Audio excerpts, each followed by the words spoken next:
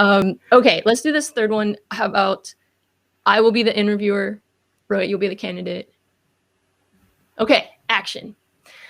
All right, Rohit, you've been doing great so far. For this last bit, what we're going to do is a coding exercise. What I'd like you to do is to write a function that takes in a list of numbers and returns that same list, but with all the duplicates removed from the original list. Does that make sense? Yeah, okay. Quick question. Does order matter in the return list?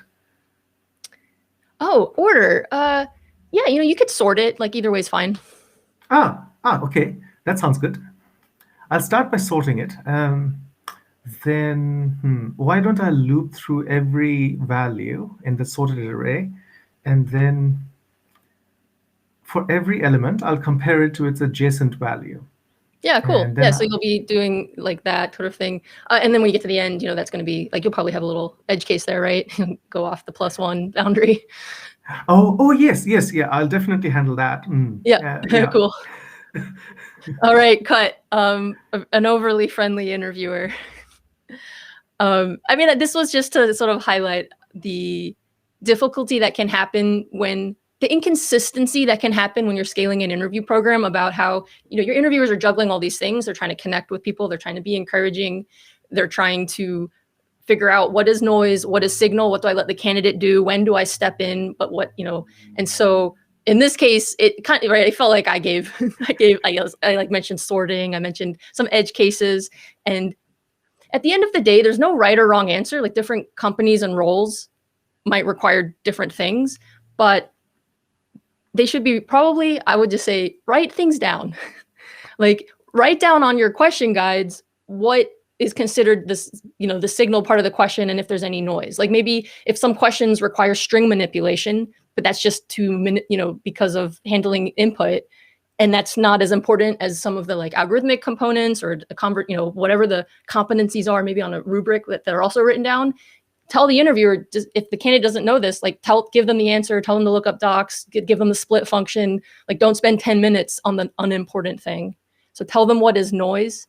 And the same, that telling interviewers so they know what noise and signal is, gets really important with the hints so that they know, even, on specific question, if you don't have any documentation for interviewers, just, write some bullet points and have something general about like technical interviews in general. But eventually it can be really helpful on specific questions to say, here's the common mistakes and here's how you could ramp, for each, maybe there's different approaches. Here's how you can ramp them up in different ways. That just enables interviewers to succeed when probably your interviewers are actually engineers. Like this isn't even their jobs. Like they're coming to the meeting, like you're coming to the interview. And if they have a guide that tells them there's different approaches, then they're just going to be so much better at interacting with candidates. I mean, hopefully they've read that guide previously, but even in that moment, they're not going to like shuffle candidates, to one solution. So they'll know different ones. They'll know here's the progression of questions, and even here's how that impacts the assessment maybe. So writing things down can be really, I think, really powerful for consistency. Rohit, you'll probably agree with me on this. Handholding is one of the, or guidance hints is one of the most difficult things to get consistent. Like even at Karat, we spend a ton of time doing even practice interviews to see that an interviewer against, this kind of role play that Rohit and I are doing. We'll do that in a more real like interview setting. And you can imagine doing that where the candidate is trying to have certain, maybe they're competent, but they've never done this interview before. They're making assumptions. Does the interviewer detect that as noise, or does that influence the signal? Or, they don't know certain competencies. Is that coming up? Are the rubrics looking the same? So you can kind of see how you, if you really want to invest time in this, you can really have like a close the loop. But writing things down, even a few bullet points, that's always helpful. Yes. Yep.